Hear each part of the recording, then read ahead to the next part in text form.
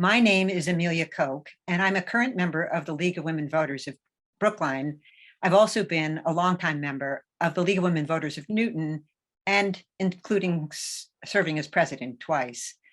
Tonight's forums are co-sponsored by the League of Women Voters of the Northampton area and the Daily Hampshire Gazette. I want to welcome the candidates for the offices of City at Large and Mayor, and thank you for your participation. I also want to thank members of the community for your attendance tonight and for submitting questions by the October 13th deadline. Questions have not been viewed by candidates before this evening's forums. They have been compiled by staff at the Gazette and members of the League of Women Voters.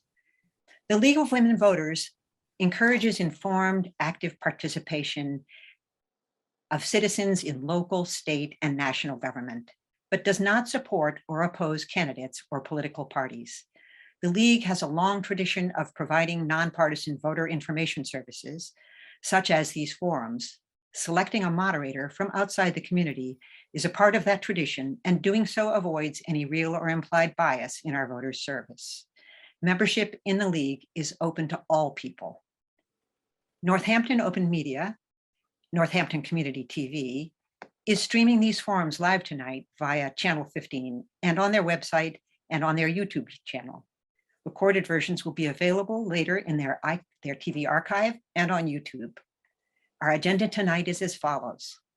The forum for the 4 candidates for the 2 vacant City Council at Large positions will be from 6 to 7:15. After a break of approximately 15 minutes, the forum for the 2 mayoral candidates will be from 7:30 to 8:45. Candidates for both offices will be allotted 2 minutes for an opening statements, 60 seconds to answer questions, and 60 seconds for a closing statement. If a candidate is mentioned by name by another candidate, then a 30-second rebuttal will be offered to all candidates.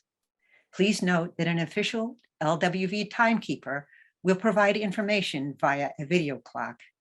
Candidates are requested to pace their responses accordingly. Candidates are requested to stay muted until they are called on. Reminders to unmute will be offered as necessary. Questions will be asked alternately by Dan Crowley from the Daily Hampshire Gazette and Jean Cherdak from the League of Women Voters of Franklin County. Each candidate will be given the opportunity to answer every question with a rotation in the order of their responses. We begin with the City at Large forum, opening statements. So let's begin with the opening statements from the candidates according to their placement on the ballot. Marissa Elkins, 2 minutes, please. Good evening. I'm Marissa Elkins. I've been a resident of Northampton for nearly 20 years.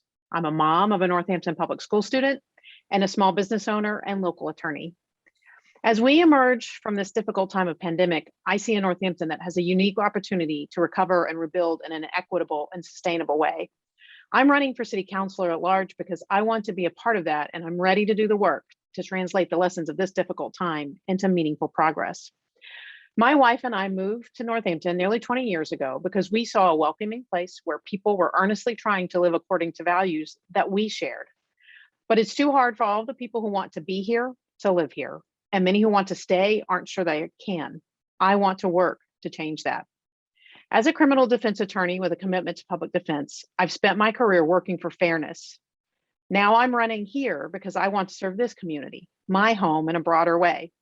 I believe my work as a public defense lawyer will inform the debate as we work as a community to enact reforms, put in place policies to address systemic inequities, and find every avenue we can to make our city a part of the solution in the global climate crisis we're facing.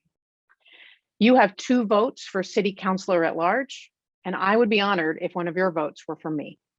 Thank you. Thank you very much. Jamila Gore, 2 minutes, please. Hi, good evening. Thanks to the League of Women Voters and the Gazette for putting on this forum. I'm running for at-large councilor because I want to see a community that's thriving again, like it was when I moved here in 2006.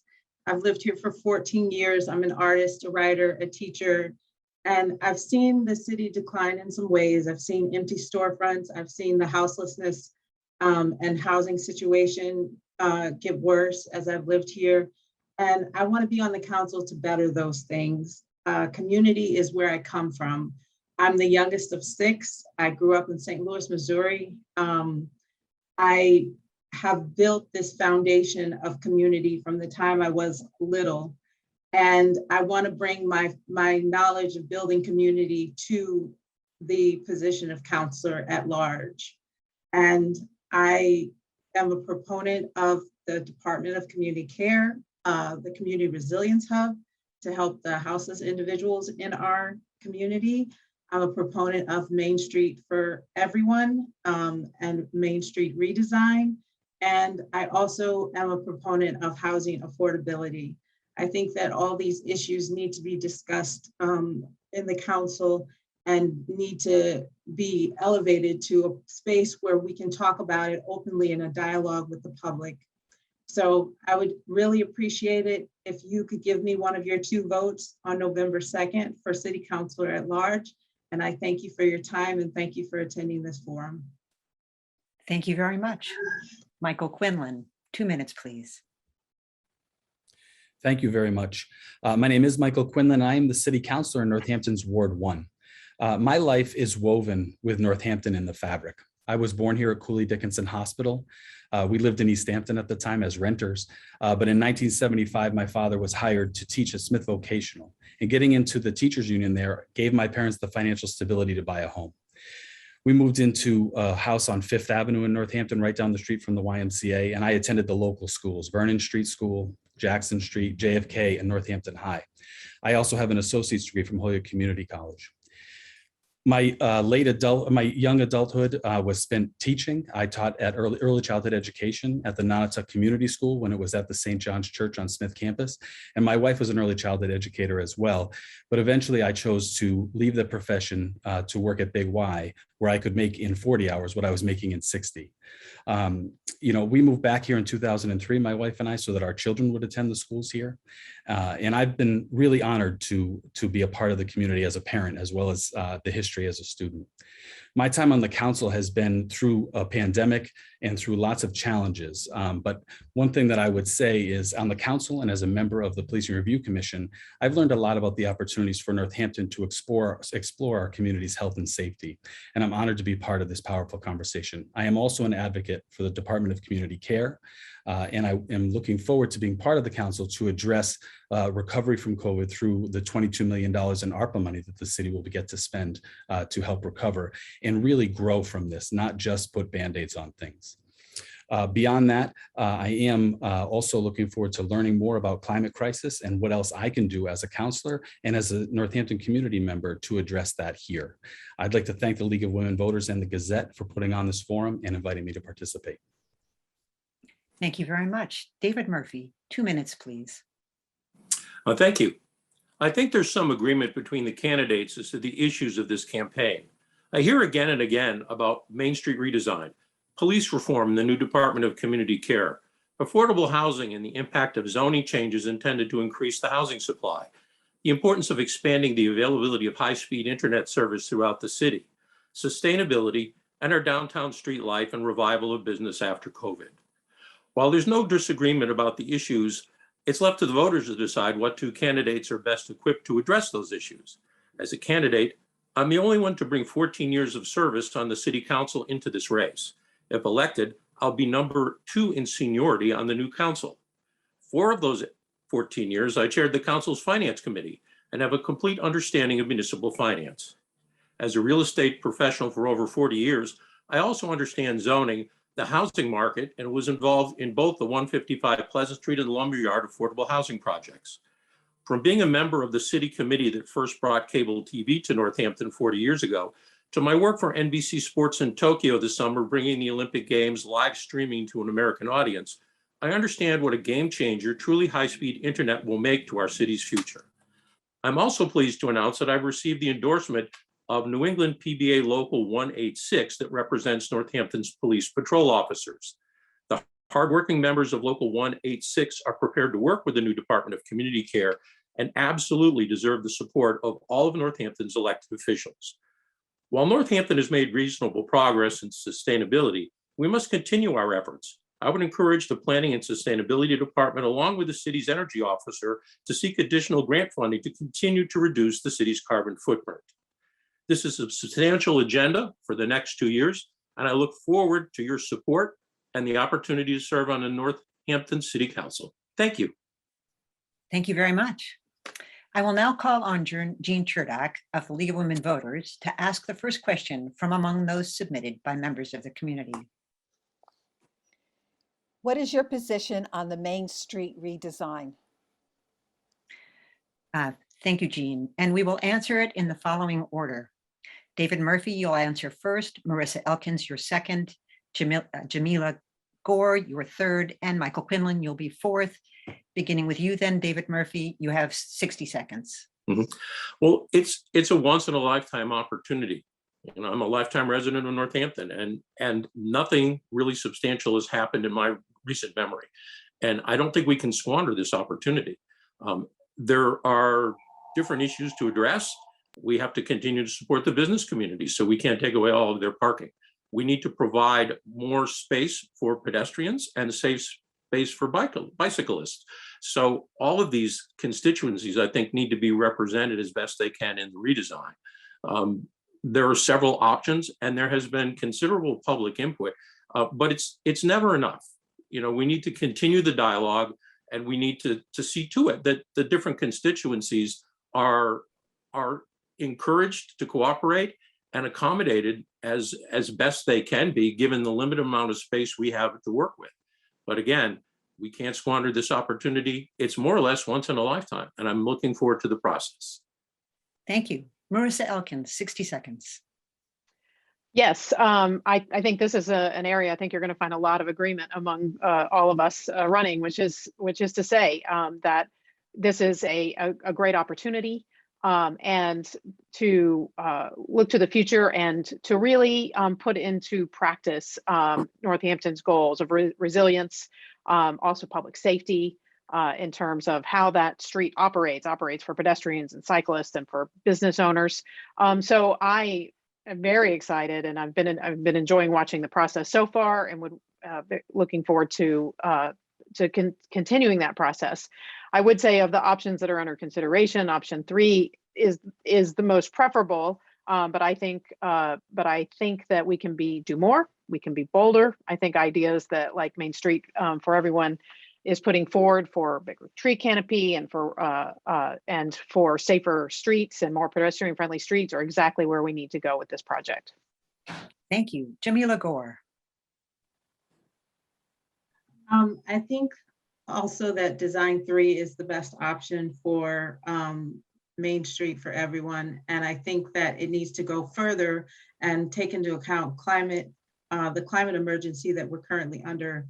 We need more trees. We need more accessibility for public transportation. I personally take public transportation, and I think that we need to think about our future when we think about the redesign of Main Street. Thank you. Thank you.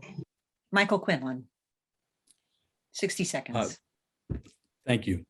I really agree here that design alternative number 3 was the best one. I was also really enlightened by a presentation from Main Street for Everyone on their suggestions for a more green tree-lined Main Street.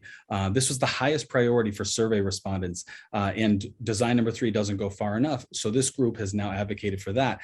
Attending a meeting recently of Main Street redesign discussion, you can see that the design team and our planning office have taken that under advisement. We originally they had angled parking on both sides of the street, and they've already modified that to parallel on one side. Of course, we have to address parking for people with mobility issues, and we have to address parking for people that are running errands, getting in and out of town quickly. That all needs to be part of the discussion. My concern is, of course, that the design is coming to a close, and this discussion needs to continue. So I hope that we can definitely continue the discussion and work to make this even better design. Thank you, Mr. Quillian. Thank you very much. All right. Our next question is from Dan Crowley of the Daily Hampshire Gazette. Hi. First, it's great to be here and see all the candidates together and be part of the process. And and to work with the league again. We've had a long history on these types of events and never virtually, so that's new. My question, what are the city's responsibilities to address the needs of the homeless population, and what solutions would you offer as an at-large city councilor? Thank you very much. So we'll answer the question in the following order: Michael Quinlan, David Murphy, Marissa Elkins, Jimmy Lagore. Michael Quinlan, beginning with you, 60 seconds. Thank you very much. This is a topic that obviously is quite popular discussion point around town. A lot of people, I've been out canvassing all the time, and a lot of people are asking about what can we do as a community. I mean, this is a pretty compassionate community, and I believe we're not looking for anything but to help people here. And one of the things that comes up often is that people that are houseless here may be houseless because there's not a place for them to be, because maybe, we experienced this last year when Holyoke and Amherst closed their shelters. Northampton's houseless population increased because we had an extra shelter open. So it's a regional issue. And I think that I would propose that together with our mayor, we engage in a greater discussion around Hampshire County, but also include Franklin and Hampden counties in this discussion, getting as many elected officials involved, and also connecting people to services that are available to try to combat this issue. Thank you. Thank you very much. David Murphy, 60 seconds. This is completely a regional issue. Well, I certainly don't mind Northampton as what was known as the county seat when there was a county actually hosting a facility. It's got to be the responsibility of the surrounding area to fund such a facility. The taxpayers of Northampton can't take on providing homeless services on our local tax rate. The state needs to play a role in it since there's no longer county government, or regional communities need to be compelled to contribute to a regional shelter, because these folks can't be left on the street. They can't be left without services. A facility needs to be constructed that has the characteristics to assist them, with showers, with laundry, with a place to stay warm in the winter. It's going to be an expensive proposition. It's a necessary proposition. Northampton makes sense as a place to house this facility, but there has to be a formula for funding where it doesn't fall completely on the taxpayers of the city of Northampton to support this facility. Whether that has to come from the state, whether there has to be a formula to have surrounding communities compelled to contribute to something if Northampton hosts it, I'm fine with that. But it absolutely has to be there, but it absolutely can't be solely the burden of the Northampton taxpayer to fund it. And I think that's very important to remember. We can host it, we can support it, but we can't totally financially support it. There has to be a mechanism for that. Thank you. Marissa Elkins, 60 seconds. Yes. So the first thing I would say about the houseless, the circumstances of the houseless community in Northampton is that it's difficult, but it's a good problem to have. It speaks to this community's compassion that we are a city that is welcoming and provides resources and speaks to that. I think I'm very supportive of getting, and I think it's very important that we get the Resilience Hub up and running as quickly as possible. I think it's very important that be key and central to the downtown community, because that is where the need is the greatest. I also think that the Department of Community Care has a real role in terms of our obligation to the houseless community and getting that up and running. I agree with everyone who's already spoken. Partnerships are key on these things. What I would say is already built into what these plans are is that regional partnerships, tapping into regional and state and federal opportunities to provide resources. So I prefer to focus on the compassion that is reflected by our community's willingness to meet our obligations in regard to the houseless community. Thank you very much. Jimmy Lagore, 60 seconds. I think that the Department of Community Care and the Resilience Hub, especially the Resilience Hub, is something that needs to be implemented in Northampton as soon as possible. I know it's been in the works for years, and it's something that the current mayor has worked on. And I think that if I'm elected to council, it's something that I really strive to get out there and working in the city, because we need a a place for people to drop in, a place for people to get services, a place for people to get help if they need it. And we also would benefit from more single room occupancy units in Northampton, more affordable housing units in Northampton, more subsidized housing units in Northampton. I think all of these things could help mitigate our houselessness population problem. And I think it would help people find permanent solutions to houselessness and not temporary shelters or temporary places to stay. There's a lot of, temporary shelter type places that people have set up. And I think we need to look for more permanent solutions to houselessness and help people who are in need of it. Thank you very much. I'm just going to make one quick note for the audience, and that's that we are not taking questions during the forum.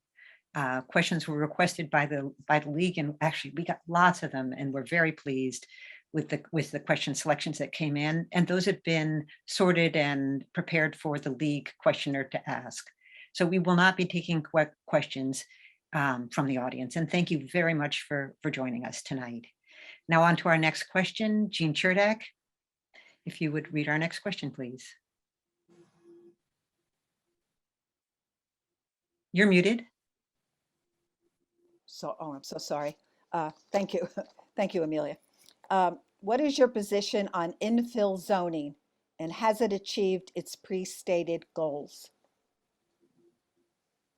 Thank you very much. Okay, so this question will be answered in the following order, beginning with Jamila Gore, Michael Quinlan, David Murphy, and Marissa Elkins. So Jamila Gore, you have 60 seconds. And we're gonna, if you just hold 1 sec, we're gonna start that clock.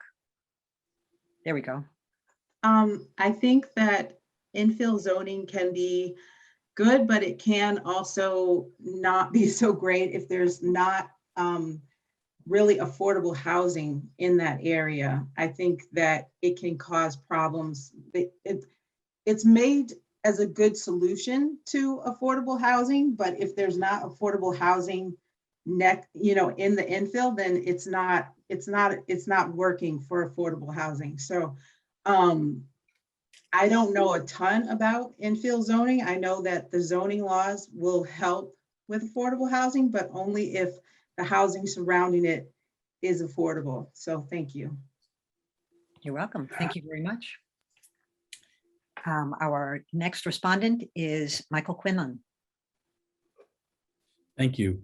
Infill zoning has been an interesting thing to learn about in my term on the council here. We've addressed a few things. We've worked on some things, and it's taken a lot of public comment here because exactly what Jamila just said, you've got situations where there is space for infill, but the infill that's coming in a lot of cases is expensive housing. And as a result, it's not necessarily achieving its primary goal initially. However, it should create greater housing stock in the community. It should give us more opportunity to do that, and eventually some relief to our houseless population and people with low income. So that said, I'm a supporter of infill zoning. I think it's a good concept. And again, just about making it as effective as possible. David Murphy, 60 seconds.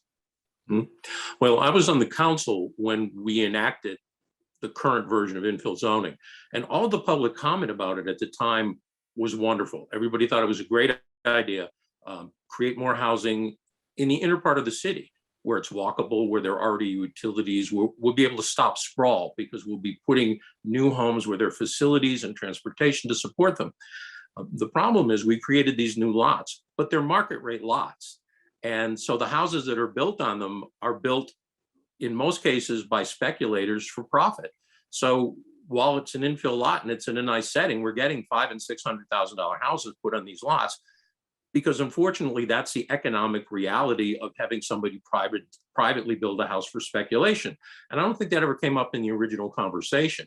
But when you want private capital to create housing, private capital is going to create the kind of housing that's profitable for it. And that's what we're seeing. Thank you very much. Marissa Elkins, 60 seconds. Yes, I am zoning as a member of the planning board is a thing that I'm very interested in. And I think it actually is one of the few mechanisms that we have a robust ability to tap to meet city goals. So first of all, there's a housing segment shortage at every segment of the market. Yes, we need affordable housing, but we need attainable housing too. Pretty much everybody who's looking here to buy or to move is having trouble finding things that meet their need if they're not already here. Housing responds to supply and demand, just like anything else. So yes, it is the case that construction is expensive right now. It's more expensive than maybe it's ever been, but we get more houses by building more houses. And I also think that infill development is key, is the key way that we get more housing stock while also meeting our resilience goals. It's incredibly important to build on existing infrastructure. I understand where it comes from to say that this is all about speculators, but I have also seen a great deal of intergenerational development. Two-family homes and accessory units being built because of the needs of an aging family member or a child with disability. That's kind of thing meets the current needs and also brings more housing stock. And infill development really taps into and creates more opportunities. Thank you very much. All right, our next question will be read by Dan Crowley.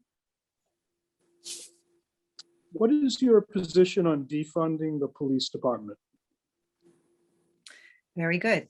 This question will be answered in the following order: Marissa Elkins, Jamila Gore, Michael Quinlan, and David Murphy. Marissa Elkins, 60 seconds, please.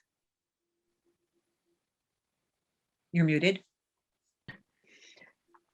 So I think the answer to that question really falls on getting the Department of Community Care up and running as quickly as possible. The fact of the matter is that we live in a very safe community, and we have a great deal of room here to tap into all of the energy around police reform and about looking at how we keep public health and safety and meet those needs in a different way.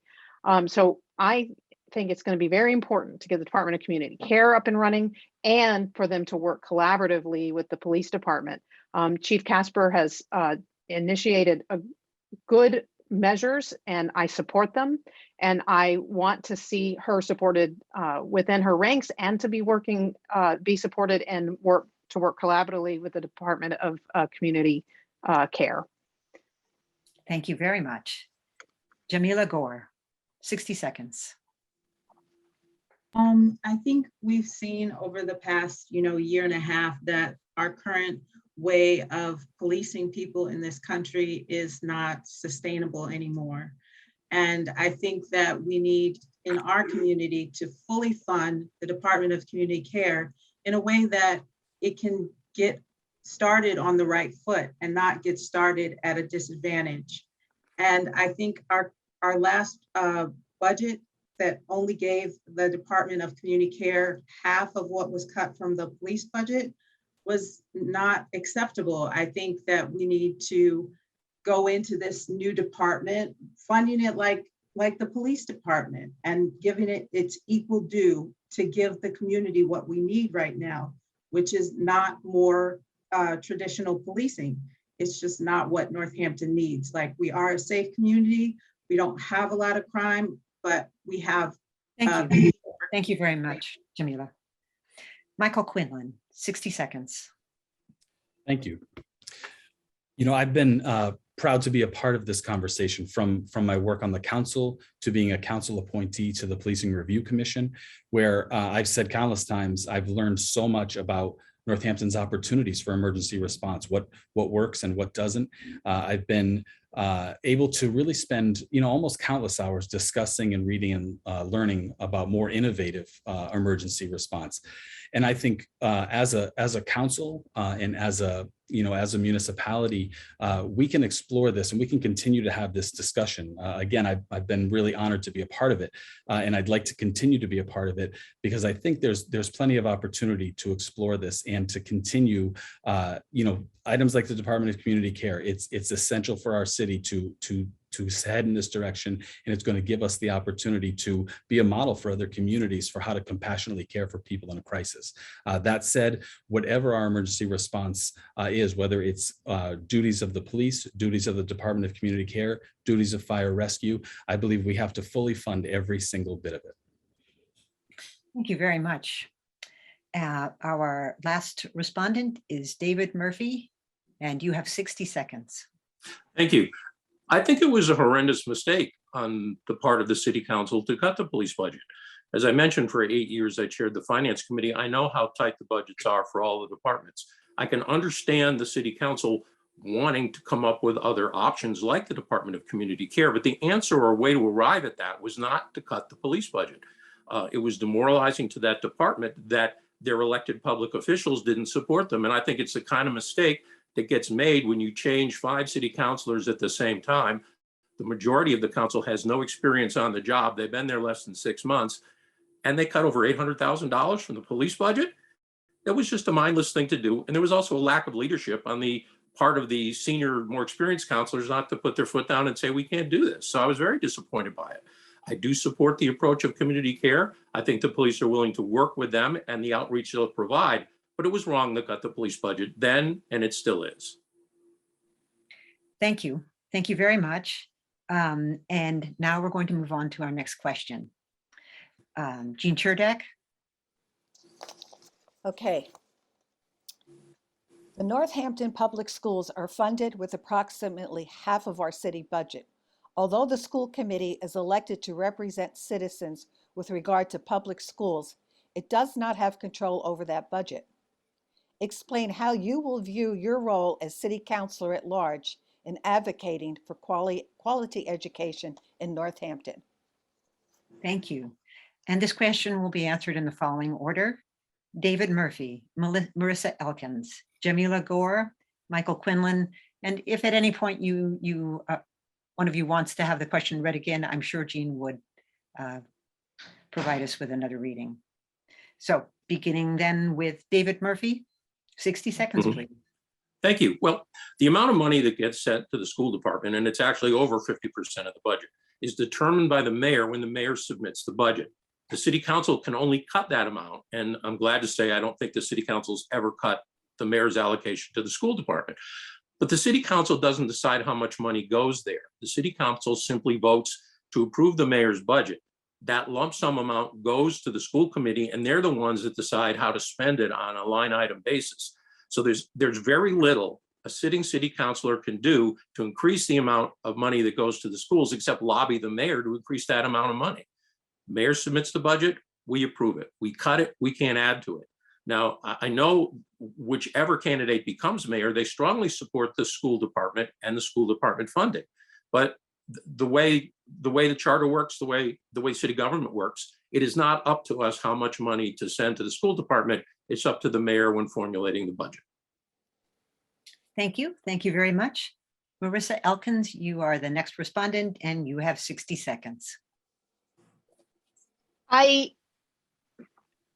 So regarding to school funding, that is a much more holistic thing, because as David says, so much more is in control, is controlled by the budget that is sent over by the mayor. What I will say is that I would support, and I was chair and ran the campaign for the override, 2.5 proposition override.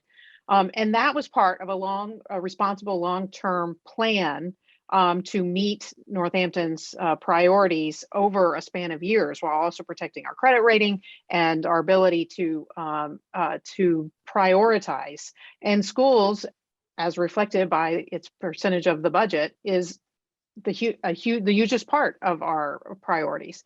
So I think the role as city councilor is to, yes, look over that budget carefully and take that role very seriously. But I also think it involves being part of the long range plan and supporting the fiscal health of the city by supporting efforts like override when that's what's necessary, and supporting those efforts. Thank you very much for your response. Much appreciated. All right, our next respondent is Jamila Gore. You have 60 seconds. Jamila?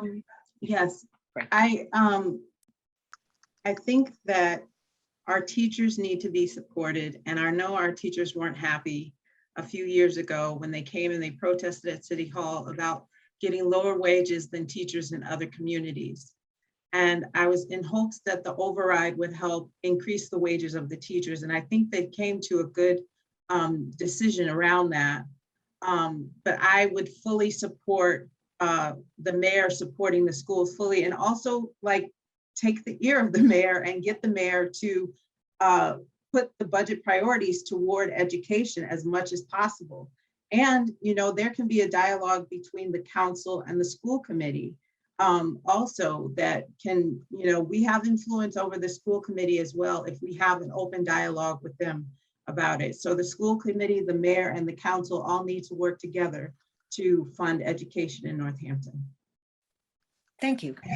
Thank you very much. Michael Quinlan, 60 seconds. Thank you. I think it's important to recognize, Mr. Murphy points out that the city council can't add money to any line in the budget. And I think that's important to comprehend. And I think it's also important to comprehend where Northampton sits in terms of state funding. We don't receive a fair share, right? We're a community that has good taxes, and as a result, the state leaves us to our own devices in a lot of ways. As a result, I think it's important, that we advocate at all times with our state for full funding of our school system. School of choice, charter schools really hurt the Northampton public schools specifically. So I think it's important that we understand that our school department is very well operated. It does a good job. I'm a proud alum. As I mentioned, my wife is also a proud alum. We moved back to Northampton so that our children will go to school here. We feel strongly about this school system. So I think for advocacy and support are the best things a counselor can do to try to encourage the state government to fund this school department properly. Thank you. Thank you very much. Michael Quinlan.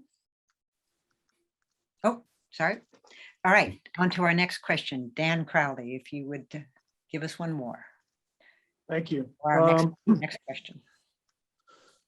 What departments in city government do you see as lacking most in resources to effectively do its job? With some examples, if you can, and where would you prioritize providing more resources in city government? Thank you. And this question will be answered in the following order: Michael Quinlan, David Murphy, Marissa Elkins, Jimmy LaGore. So beginning with you, Michael Quinlan, 60 seconds, please. Thank you. I think, one of the discussions that we've had repeatedly, whether it was due to COVID or now coming out of COVID and trying to recover, is our DPW. DPW right now is down a number of people and lacks not necessarily fiscal resources, but lacks human resources, just having people to do the work that the DPW does to manage our city every day. So that's something that I think is very important, is that we comprehend that at the beginning of the pandemic, there were some positions that the mayor chose to lay off. We've now come back to a position where we can have a full staff there, but they're having trouble hiring people. So I don't know if that's a resource that's a resource shortage that's causing people not to take the jobs back, or what it is exactly. But that's a situation where Northampton absolutely needs people to work, and we need to be able to encourage that through that department. David Murphy, you have Well, 60 seconds. I agree with Councilor Quinlan. Yeah, DPW is the one that gets shortchanged all the time. And a lot of the things they have to do are really big ticket items. Right now we're having to completely redo our sewage treatment plant. We're under order by the EPA to deal with our flood control system and our stormwater system. These are $30 million things that we have to deal with, and we have to find a way to bond them and go into debt, and it's all kinds of things there. The other thing people have to remember is with the constraints of Proposition 2.5, the growth of the levy is strongly controlled without an override. People don't like overrides, but really it's the only way municipal government can raise additional funds. One of the reasons the state doesn't give us a lot of aid is that we could raise our tax rate 30% if we chose to override to get the money from that resource. So when they look at us, we're not up against our levy ceiling. We got room to grow our levy. It's a matter of, are we willing to raise taxes on our residents? Will they vote to support it? Thank you very much. Next respondent, Marissa Elkins. You have 60 seconds, please. So I also agree that DPW is a huge source of concern, and with the labor shortage that everybody is experiencing across public and private. I also want to briefly touch though on the Department of Community Care. It is correct that that folks are looking to see that that is fully funded and implemented.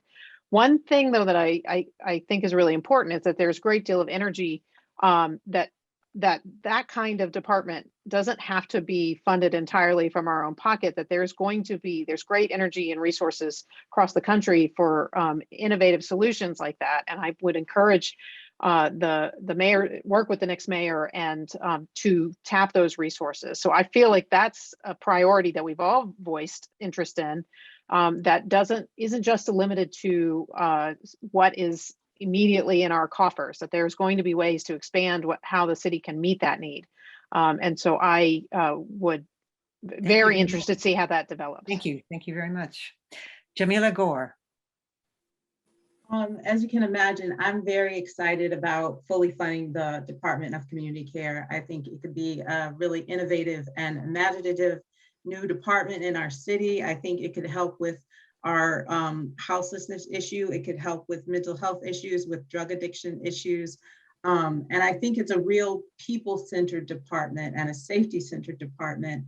And I think that's what could bring our community together and make it a safer place and a nicer place for people to be. And I would love to see that get funded in any way possible, with the COVID money, with money from grants, any kind of way that it could get fully funded so we can hire really good people and give them a good living wage, and a wage that appreciates their labor would be great. And that's what I really am looking forward to if I am elected on council, is working to get that Department of Community Care up and running and set on its way. Thank you. Jean Sherdak, will you read our next question, please? Okay. How should Northampton plan for electric vehicle-based transportation by 2030? What is your timeline for all electric school buses and for a municipal fleet of electric cars and trucks? Very good. So the order of responses to this question: Jamila Gore, Michael Quinlan, David Murphy, Marissa Elkins. Jamila Gore, pardon me. I think that it's a good start to shoot for 2034 for electric vehicles. I think that, that's one of the ways that we can address climate change immediately, is have electric vehicles in the municipal government. I do think that we have to think about where we're going to get the funding for these vehicles and how we're going to prioritize that funding.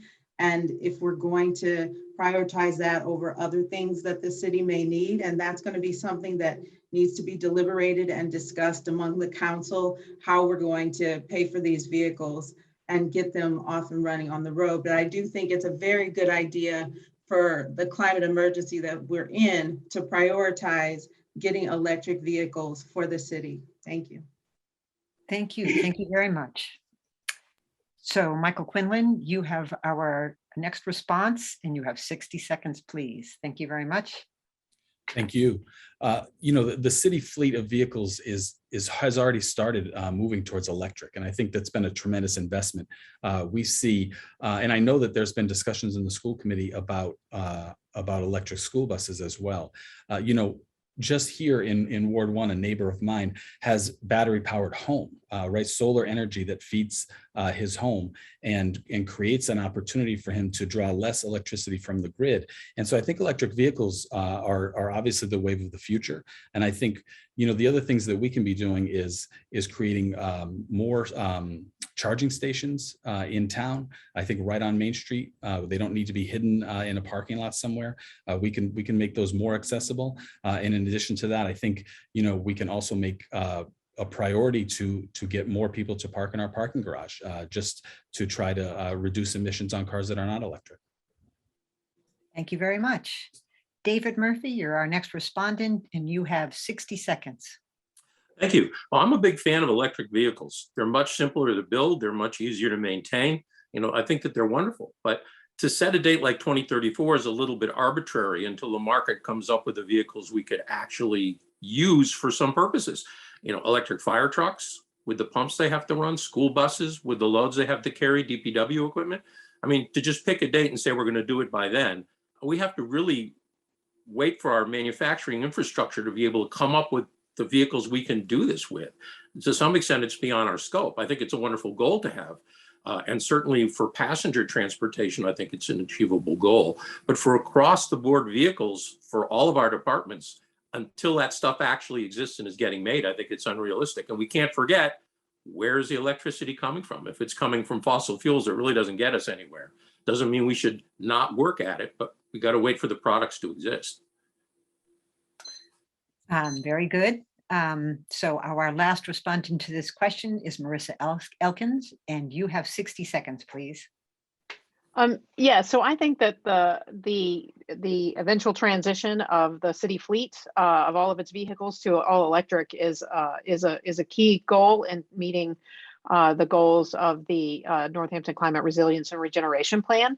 And if anything, I think that we need to, wherever possible, beat that, so, which would have us at 20 net carbon neutral by 2030. And I think that we need to do more, and we need to do it faster. And transitioning to electric vehicles is a big part of that. As those vehicles become available and they need to be replaced, we need to always be looking to replace with electric. I also think in the private sector that we can do some things to encourage private developers to build charging into their site, charging stations into their site plans by incentivizing that through zonings and through various requirements, zoning requirements. And that's part of what is really within our control, our purview as City Council. Okay, thank you. Dan Crowley, with our next question, please. Thank you. What are some specific ways the city can help local businesses recover from the pandemic? Thank you. And the order of responses for this question will be Marissa Elkins, Jamila Gore, Michael Quinlan, and David Murphy. And Marissa Elkins, we begin with you, 60 seconds.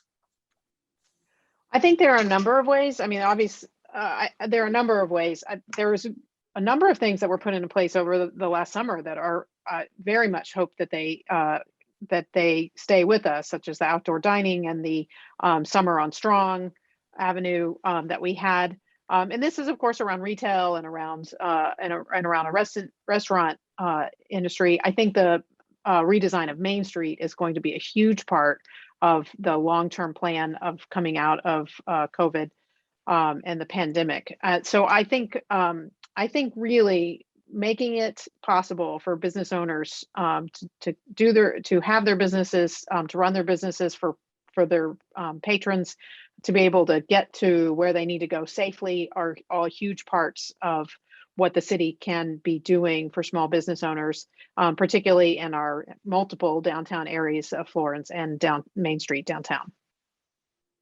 Thank you very much. Jamila Gore, our next respondent, you have 60 seconds. I think that we need to incentivize more lower rents for owners, to incentivize them to lower their rents downtown so that we can have less empty storefronts downtown and bring newer businesses and newer business owners into our downtown and make the rents more affordable for business owners, to take the burden off of them, because renting downtown is very expensive. On Main Street, on Pleasant, on King, even, you know, in Florence, we've lost a lot of businesses to East Hampton or Holyoke or other areas where the rent on the main streets or the main drag is cheaper. And I think that lifting that burden off people who want to own a business downtown would be very vital to revitalizing Main Street after this COVID recovery and getting you know, our vibrant city back together again. Thank you. Thank you very much. Michael Quinlan, 60 seconds. Thank you. I also think that the redesign of Main Street is essential, right? Creating, you know, an exciting, vibrant space that draws people here is really one very obvious way that we can encourage people to visit our downtown and patronize our businesses. I also think when we start to talk about empty storefronts, and we start to talk about businesses that are closed, that we need to work with those owners, to try some experimental things, to try some things like pop-up opportunities, where maybe someone moves in for just a week or 2 weeks to try something that's not been done there before, or maybe something that has been done there before, but not with the burden of a lease for long term. Just something where they can maybe be in there for a short time and give something to the town and create some excitement. I think that would be one great way that we could encourage people to visit our downtown. Very good. And lastly, David Murphy, you have 60 seconds. Thank you. Thank you. Well, I think the first thing the city can do is make a commitment to maintain a single tax rate, because by splitting the tax rate, it would be death to Northampton businesses. Also, remember, we talk about downtown, we talk about redoing Main Street. For the 2 years we're doing it, it's going to make it considerably worse for the Main Street buildings. Their parking is going to be intermittent, it's going to be dusty and dirty, and there's going to be equipment driving around. I think the city needs to look to come up with alternative parking locations that can replace the displaced spaces on Main Street. They're going to be taken out because of construction. And then the different businesses need different kind of help. We did really good with outdoor dining for the restaurants, but other businesses need other sort of support. So I think continuing with the single tax rate helps them all, because with triple net leases, that's paid by the individual people with the businesses, small businesses, many of them. And I think the rents are tempering a little bit because of the supply and demand. So I'd say control the tax rate and find alternative. Thank you very much for your response. Jean Cherdak, will you read our next question, please? Sure. Another pretty long statement here. City councilors at large are elected to represent citizens from all parts of our city, including Florence and Leeds. Sometimes citizens in those areas feel their concerns are ignored and they are forgotten. Explain how you will reach out and actively involve all residents in our entire city, even though your own experience has been centered elsewhere. Thank you. Thank you very much. And again, the offer stands to ask Jean for a reread if that's of interest to you. Order for this question will be David Murphy, Marissa Elkins, Jamila Gore, and Michael Quinlan. David Murphy, beginning with you, 60 seconds, please. Well, my interests aren't otherwhere. For 14 years, the ward I represented was Florence. So I'm a Florence guy. I own a building on Main Street in Florence. I grew up, went to the former Florence Grammar School, which is on Pine Street in Florence, went to middle school in Florence. I'm a Florence kind of guy. So looking at other parts of the community are commonplace for me. In fact, Monday, Florence Civic and Business met with the mayor on his monthly visit to Florence to talk about Florence issues. So, for me, it's not an issue. My interests don't lie anywhere else. And, having grown up here, the whole city as a whole, I know really, really well. You name a street, I can tell you where it is, having been in the real estate business for 40 years. So looking holistically at the entire city is not a problem for me at all. It's second nature, but especially Florence, because that's where I grew up. I'm really, really close to Florence and am invested there. Thank you very much. The second respondent for this question will be Marissa Elkins. 60 seconds, please. So first, I would be working to partner with the ward counselors, get to know each and every one of them and to learn more about their individual wards, and go with them to meet with their constituents at the neighborhood level. I think it's also very important that as city councilor at large, you're in the best position, I think, to have a big picture and to play a role in overseeing an equitable infrastructure investment to make sure that the needs of every part of the city are being met fairly and equitably. And then finally, I also would work to really tune into the public and private points of friction that you find. It's easy to look downtown and see what's a point of friction there, but I know, and I've learned that in Leeds, for instance, that there's a point of friction between private ownership of at the rivers. So I would look to really go to those neighborhoods and speak with them and work with their ward counselors to meet their needs. Thank you. Thank you very much. Next respondent, Jamila Gore. You have 60 seconds, please.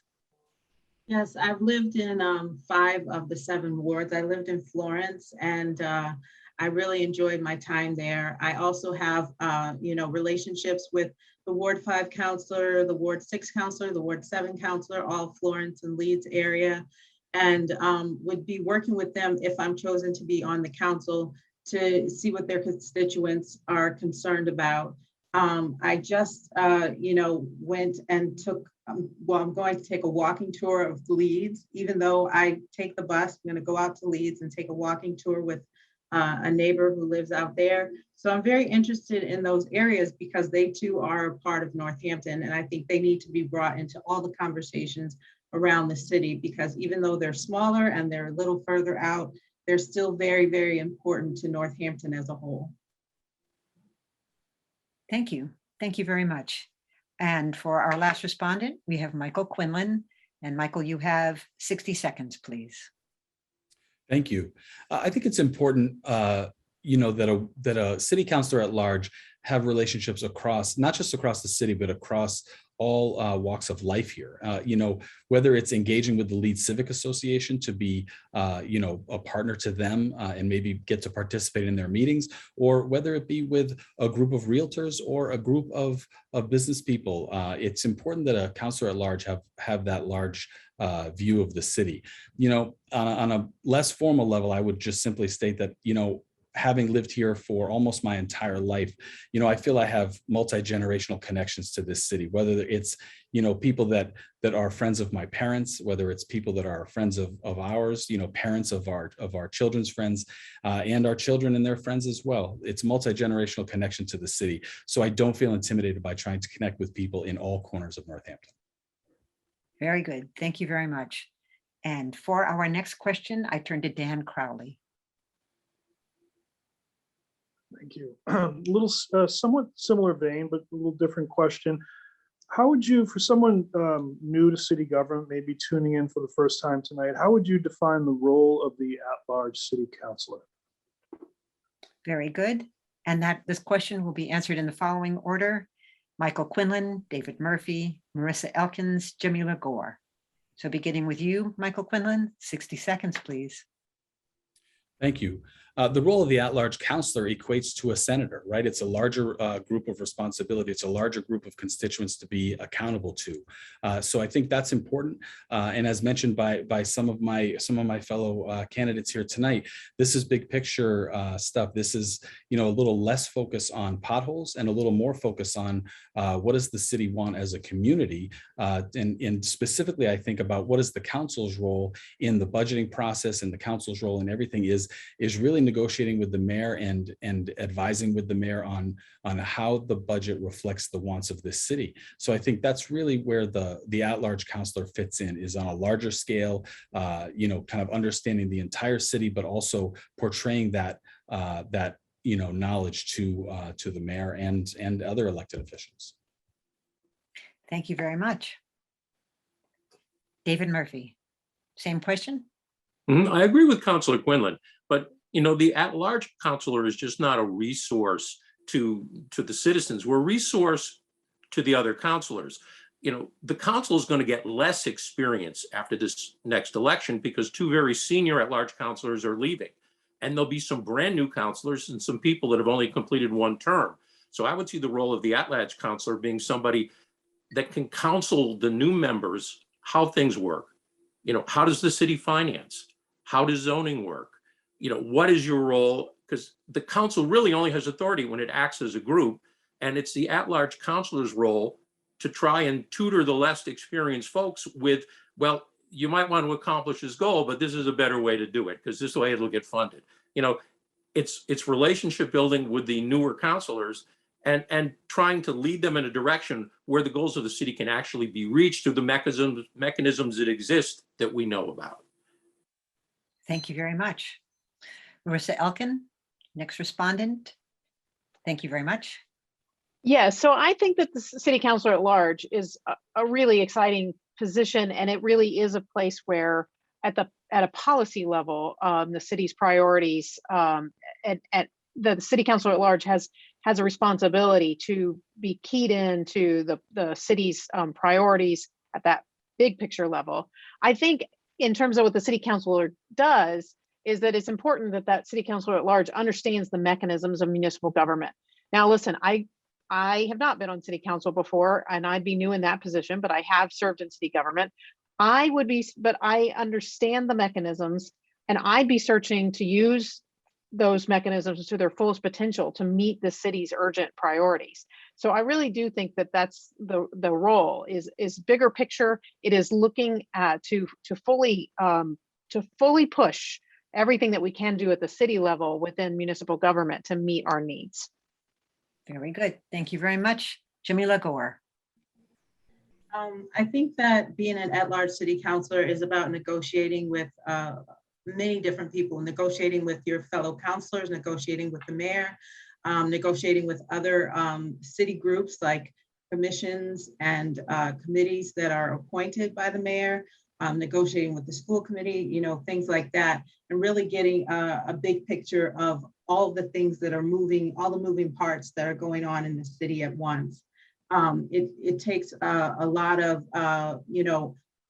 community building, ways to talk to people and, really get people together on certain issues and behind certain issues. And I think it does also require the ability to kind of get the council together. Of course, the city council president is part of that, but also I think the at-large councilor can be another part of getting the council together on certain decisions. Thank you very much. Jean Shurdak, if you would give us our next question. Okay. Under the city charter revisions, the city clerk is now an appointed rather than elected position. In your opinion, what are the advantages and disadvantages of that change? Very good. Order of respondents, Jamila Gore, Michael Quinlan, David Murphy, Marissa Elkins. Jamila Gore, beginning with you. I think the disadvantage is that the community doesn't get to vote for the city clerk, and you don't get a community say in it. I think the advantage of being appointed is that maybe the mayor who appoints the city clerk has a better idea of what they're looking for in a city clerk. I do like the idea of electing a city clerk, but I also am not too estranged from the idea of having it appointed. And I think, I think our city clerk does a good job either way. I really honestly respect that position. And I think either way, it's an important position in our city. Michael Quinlan, same question. Thank you. I think there's a lot of positives. The only negative that I see to it is the diminishment of democracy. Taking a vote away from the people of Northampton is something that I would have a hard time agreeing with, except for the fact that when you're looking at the way the department heads report to the mayor and the accountability that exists there, and how the people of Northampton are served by the department heads and in the executive office, I think it's important to comprehend that the mayor should have some understanding there of who's working in that role. I think we're in a very good position right now that recently our city clerk, who was elected by the people of Northampton, has now been appointed to the position. What a luxury for the mayor to have to appoint someone who has already been elected. That said, the other advantage that I think is important is this way we're not limited to people of Northampton running for a position. We can find the best candidate, even if that candidate lives in a surrounding community. So we're not limited at all in finding the best person for the job. Thank you. Very good. Marissa Elkins. Yeah, so the city clerk handles, a wide range of tasks, and they're very specific and they require a good deal of expertise. In my role as an attorney, I have this experience of working in courts where the elected Superior Court clerks are elected. And I can tell you, Hampshire County has a wonderful clerk and Harry Jekanowski, and he is very knowledgeable about what he does. I can also tell you that I practice in other counties where there is less expertise that is specific to that role, and it makes it a little more difficult to practice in those courts. I will candidly say that I'm very much in favor where you have something that's very specific like this, that we have the ability hire the people with the most expertise, and that the accountability comes from answering to the mayor, who in turn answers to the voters. Thank you very much. So David Murphy, I believe, no, actually that can't be true. Yep, that's all four, right? On that No. question? Nope. Oh, in that case, David Murphy, over to you. Thank you. I'm completely in support of an appointed clerk. Like the rest of the department heads, the mayor appoints, the city council approves. This is a very technical position. It's central to the function of the city, from elections to decisions of different boards and committees. It's more technical. It's not a political position. You have to really know what you're doing, and you have to perform your job well. So I'm very comfortable with it. You know, it is possible to elect somebody to a position because they're politically popular, but totally incompetent at the job. You know, and look at our own primary. 24% of the people voted. Sometimes the public just isn't interested and doesn't participate in the decision making. So yeah, for people like the collector and the assessor, the treasurer and the city clerk, I think appoint them. You get more professional people. You can go through an interview and qualify, and then get somebody who's really qualified to do the job. Not let it be as random as who might be politically popular at any given time. Thank you. I apologize for missing you the first time. So it's time for our closing statements. That means it's also time to thank Dan Crowley from the Daily Hampshire Gazette, and Jean Cherdak from the League of Women Voters League of Women Voters, and to thank them for their questions, which I think were excellent, and to thank our candidates for answering the questions and taking your time this evening. And now we're going to move to closing statements. It will be in the reverse order from opening statements. You each have 60 seconds to do that. And we will begin with David Murphy. Thank you. You know, I've enjoyed this process. What's of concern to me is that there isn't enough exposure, and we don't get that much chance to do this with COVID in the course of this election. I'm also disappointed we don't get to ask questions of each other. You know, they call these things debates, but they're really question and answer. I'd like us to be able to mix it up with each other a little bit. You know, that's one of the things I've missed about the council, is debating with my colleagues the issues that are important to the city. That's one of the reasons I'm running again, is I'd like to get back into that room with a live council meeting and debate the issues that are important to the city. You know, at-large councilors typically are ward councilors, typically ward councilors that have served multiple terms and bring knowledge and experience from in that room to that room. And with as many new councilors as we're going to have the next time around, I would highly encourage the voters of Northampton to return me to the council. You can't replace 14 years in that room. You can't replace 8 years chairing finance. We're going to have an even younger council than we had last time. I'd love to go back. Thank you. Michael Quinlan. Thank you very much. You know, I've lived here in Northampton for almost my entire life. It's been a tremendous privilege to serve the people of Northampton and Ward 1 as a city councilor for this term. And I've learned an awful lot through the conversations that I've had. And, you know, that's really what the council job is. It's about having a series of conversations with people, learning what you can learn, and bringing what you've learned to the council, and then 9 people working together as a team to decide what are the best choices for Northampton. You know, this is, I feel the knowledge that I've gained in this and keep gaining on a daily basis, coupled with my energy and love for Northampton, have prepared me for an at-large seat. And I'd be honored to have one of your 2 votes for city councilor at large. Thank you. Jamila Gore. Thank you so much for having us tonight and for your questions. They were very, thoughtful, and I would love your vote for Northampton City Council. I have a lot of good energy, a lot of new ideas to bring to our city, and I think that's what our city needs.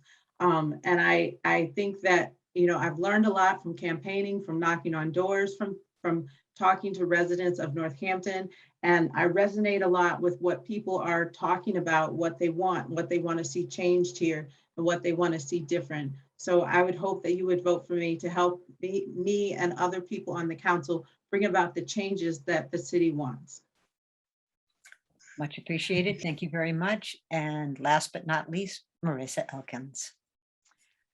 First of all, thank you to the Northampton League of Women Voters and the Gazette for hosting this forum. I didn't say at the outset, but I very much appreciate this opportunity. Listen, my service for the city and with government in general has been in different arenas, but I can tell the voters of the city, I'm going to be ready on day one if elected, because I understand, and I'll do all the work that needs to be done to understand how this government works, and to work with the next mayor creatively and boldly to use the tools that we have, zoning and budgeting, collaborating with regional partnerships, to meet the needs and the priorities and the urgent needs that we have ahead of us. I'm prepared, I'm committed to this amazing city, and I'd be honored to have one of your 2 votes. Thank you. Thank you all very much. And again, thank you to the community, both for participating by getting in your questions ahead of time. And I hope you saw your question got asked. And thank you also to our candidates for their time and their energy and for taking time out of your lives to run for office. We are going to take a 15-minute break now, and the mayoral forum will begin promptly at 7:30, and I hope you'll be back.